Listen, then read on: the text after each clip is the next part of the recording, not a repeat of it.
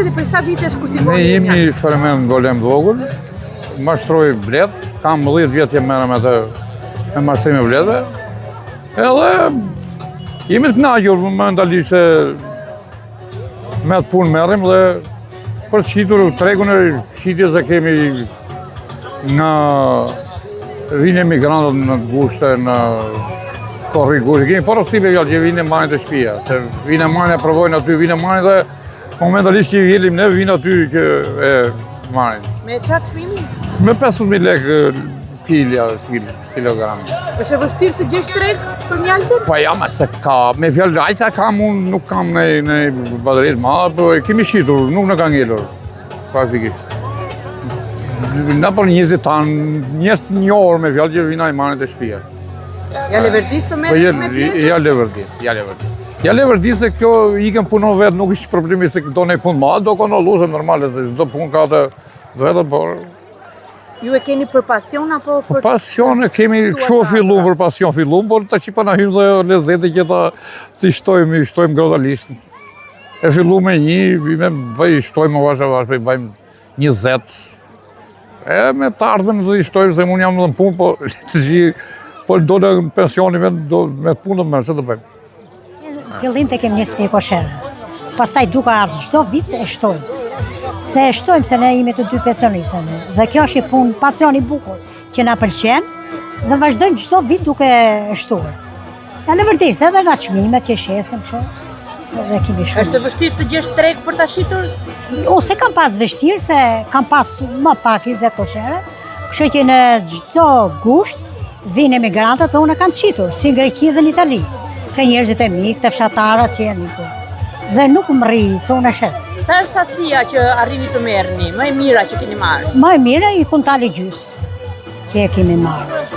Ju konkurojnë ata që kanë mjalt falso? Konkurojnë.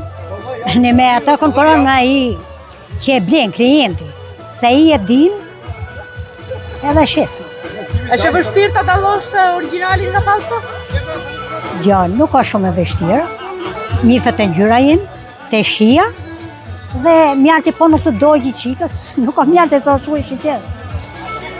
Që që i ka këta vetit mjalti që nifet. Tani Golemi është një vend bujqësor, prej vitësh që nga ka diktaturës do në kulturat bujqësore, si misri, gruri, fasulja, lule dielli, pambuku, ka qenë kulturat të hershme. Po pletaria?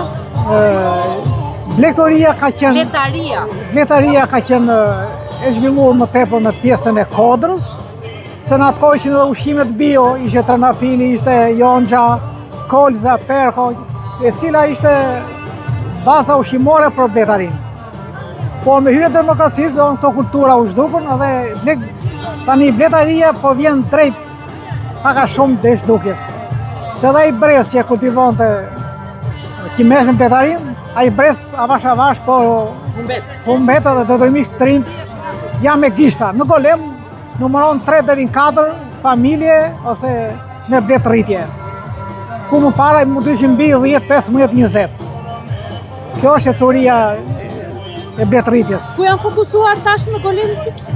Vetëm të pemtaria, ullishtja më shumë që është hapur në masë, se është një kulturë e cila do më pak punë, emigracioni ka bërë të vetën, kuptohet, fuqia punëtore ka ikur, ulliri është një ndër kulturat që do më pak punë dhe atje janë drejtuar më tepër.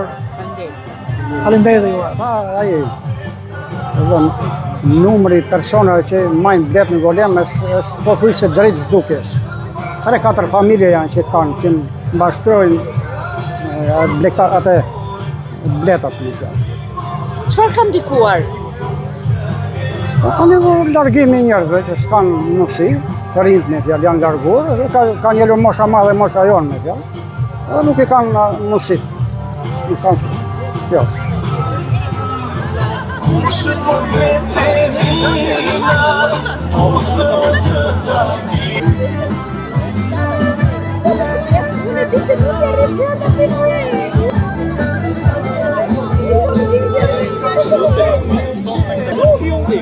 Para I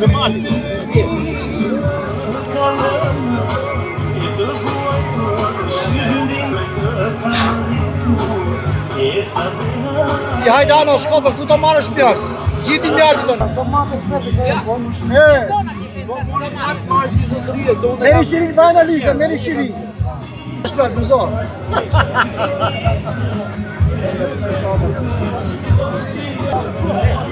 S'ka për mua, ti të ardhur se të njëftu bashkia ose rajoni. Jeti, që të thushti për këto, he?